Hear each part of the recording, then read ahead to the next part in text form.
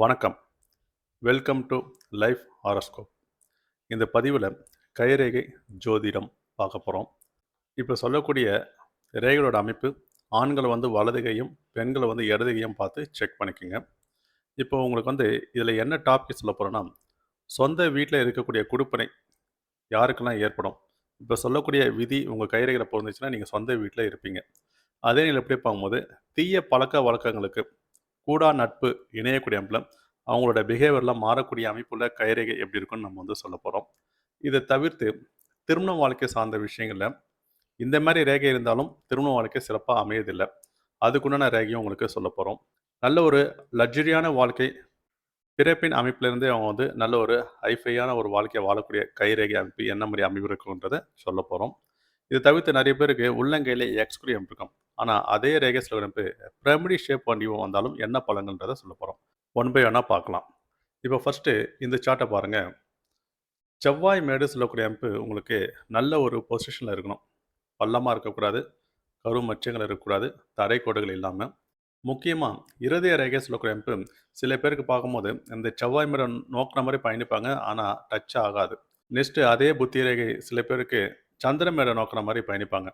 ஆனால் இவரோட கைரேகை எப்படி பார்க்குங்க, இந்த புத்தி ரேகை சொல்லக்கூடிய அமைப்பு கரெக்டாக இந்த செவ்வாய் மேடை நோக்கிற மாதிரி கிளியராக பயணிக்குது பாருங்கள்.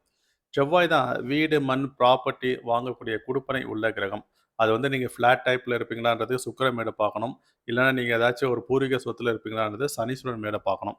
அதே அமைப்பில் நீங்கள் இண்டிவிஜுவலாக ப்ராப்பர்ட்டியை பர்ச்சேஸ் பண்ணக்கூடிய அமைப்பு ஏற்படுமா இருந்தால் குரு மேடையும் செவ்வாய் மேடையும் கம்பேர் பண்ணி பார்க்கணும். அப்போது பொதுவாக இந்த செவ்வாய் மேட்டில் உங்களுக்கு இந்த புத்தி ரேகை சொல்லக்கூடிய அமைப்பு கிளியராக அந்த செவ்வாய் மேடை நோக்கிற மாதிரி ஸ்ட்ரைட்டாக பயணித்தாலும் இவங்க சொந்த வீட்டில் இருக்கக்கூடிய கைரேகை சொல்லக்கூடிய அமைப்பு. நெக்ஸ்ட்டு இந்த சார்ட்டை பாருங்கள். இப்போ ஒருத்தர் பழக்க வழக்கத்துக்கு போதைப் பொருள் சொல்லக்கூடிய அமைப்பு, இல்லை பழகக்கூடிய நபர்கள் சொல்லக்கூடிய அமைப்பு, சிறப்பற்ற அமைப்புன்ற மாதிரி கொண்டு போகக்கூடிய நிலையில் அவங்களால இவரும் ஒரு பிஹேவியரில் ஒரு மாற்றங்கள் தரக்கூடிய அமைப்பு. இந்த மாதிரி ரேகை அமைப்பு ஆயில் ரேகை நல்ல ஒரு கேவ் ஷேப்பில் சந்திரன் ரொம்ப முக்கியம். ஏன்னா சந்திரன் தான் மனதை குறிக்கக்கூடிய கிரகம் சொல்லக்கூடியவங்க.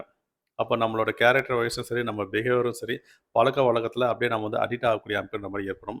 அதில் உங்களுக்கு எல்லோ கலரில் ஒரு மார்க் பண்ணியிருக்கேன் பாருங்கள். ஒரு ரேகை சொல்லக்கூடிய அமைப்பு கரெக்டாக சந்திரமேலேருந்து கனெக்ட் ஆகிட்டு கீழே இறங்கின கோடுகளாக இந்த சுக்கிரமேடை நோக்கிற மாதிரி பயணிக்கும்.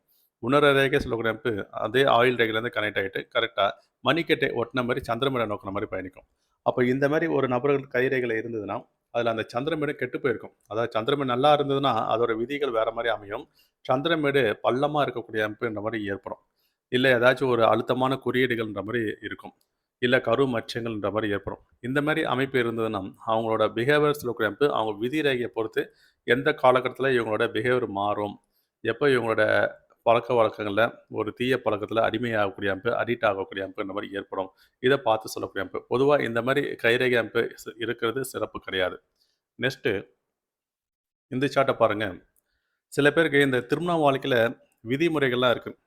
யாருக்கெல்லாம் விதிரேகை சிறப்பாக இருக்கோ, சுக்கிரமேட்லாம் சிறப்பாக இருந்து, குருமேட்லாம் நல்லா இருந்ததுன்னா, அவங்க திருமண வாழ்க்கையில் ஒரு மகிழ்ச்சியான ஒரு வாழ்க்கையை வாழ்வாங்க கணவன், மனைவி. ஆனால் அதே நிலை எப்படி பார்க்கும்போது, இந்த சுக்கிரமேடு பிளாக் கலரில் மார்க் பண்ணியிருக்கேன் பாருங்கள். இந்த மாதிரி வலுத்து இருந்தாலும், ஆயில் ரேகையை ஒட்டின மாதிரியே ஒரு செல்வாக்கு ரேகை சொல்லுவாங்க. ஆனால் அதில் ஒரு சப்போர்ட்டிங் லைன் சொல்லக்கூடிய அமைப்பும் வருது. அப்போ இந்த செல்வாக்கு ரேகை சொல்லக்கூடிய அமைப்பு கீழே இறங்குன மாதிரி ஆயில் ரேகை கட் ஆகக்கூடாது. இந்த மாதிரி அமைப்பு இருந்தாலும் சரி, உங்களுக்கு லைஃப் பார்ட்னரால் உங்களுக்கு சில ஒரு மன இறுக்கங்களை பயணிக்க வேண்டிய சிச்சுவேஷன்ற மாதிரி அமைச்சு கொடுக்கும். இல்லை அவங்க அந்த லைஃப்லேயே கண்டினியூ பண்ணுவாங்களா, இல்லை லைஃப்லேருந்து பிரிவினைன்ற மாதிரி நோக்கி பயணிப்பாங்களான்றது திருமண ரேகையை கம்பேர் பண்ணி பார்க்கும்போது சொல்லக்கூடிய அமைப்பு. அப்போ இந்த மாதிரி ரேகை இருக்கிறதும் திருமண வாழ்க்கை சிறப்பு கிடையாது.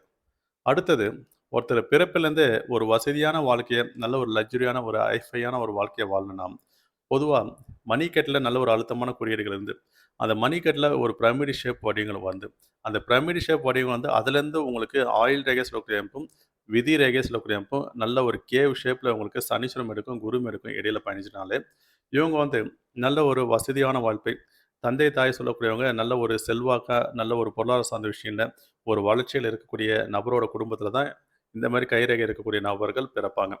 அப்போ பெரிய பெரிய விஐபிலாம் நீங்கள் பார்த்தீங்கன்னாலும் சரி, அவங்களோட கைரேகைலாம் நிறைய பேருக்கு இந்த மாதிரி அமைப்பு இருக்கும்.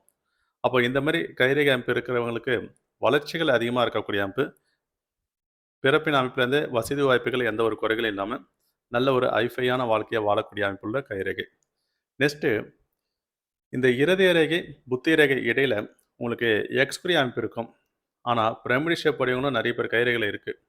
நாங்க நெறைய செக் பண்ணி பார்த்துக்கிறோம். அந்த காலகட்டத்தில இவங்க வந்து பயணிக்கக்கூடிய அமைப்புல வீடு இல்லாதவங்க, தொழில்ல ஒரு மந்தத்தன்மை இருக்கக்கூடியவங்க, அதே நேரத்தில பார்க்கும்போது ஒரு வசதி வாய்ப்புல ரொம்ப குறைவான ஒரு கேட்டகரியில இருக்கக்கூடியவங்க. அவங்கலாம் பார்க்கும்போது இந்த பிரமிடு ஷேப் வரக்கூடிய காலத்தில பெரிய அளவுல வளர்ச்சிகள் பெறுறாங்க.